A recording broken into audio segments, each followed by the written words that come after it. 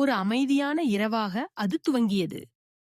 கிராமத்தின் மேல் வானம் நேர்த்தியான நட்சத்திரங்களால் நிறைந்திருந்தது. மூடிய கண்களில் கனவில் அமிழ்ந்திருந்த சிறிய குழந்தைகள் கூட அந்த நட்சத்திர ஒளியில் மெதுவாக கனிந்தனர். அதிகாலையில் வானத்தில் ஏதோ மாறியது. 5 நட்சத்திரங்கள் திடீரென வானிலிருந்து விழுந்தன.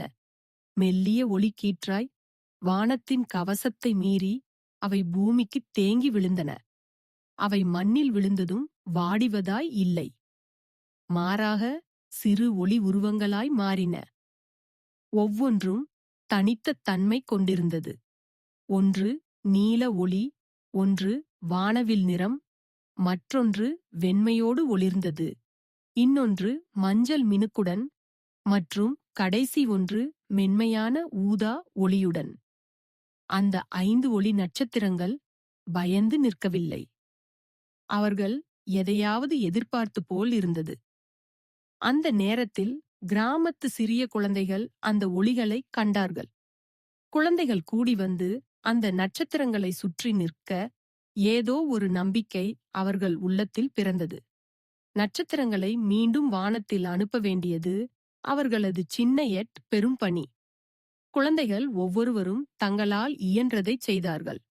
ஒரு பையன் மேலே ஏறும் மரக்கொம்பங்களை வைத்தான். ஒரு சிறுமி சிறு வான்வெளி வரைபடத்தை பிடித்துக் காட்டினாள். மற்றவர்கள் எல்லோரும் ஒருங்கிணைந்து வேலை செய்தார்கள். அந்த நட்சத்திரங்கள் மெதுவாக உயரத் தொடங்கின. ஒவ்வொரு நண்பனின் உதவியுடன் ஒவ்வொரு நட்சத்திரமும் மேலே மேலே எழுந்தன. வானம் கரும் நிறத்திலிருந்து ஒளிரும் நீலமாக மாறின. அதிகாலை பரவும்போது கடைசி நட்சத்திரமும் வானில் ஒளிர்ந்தது.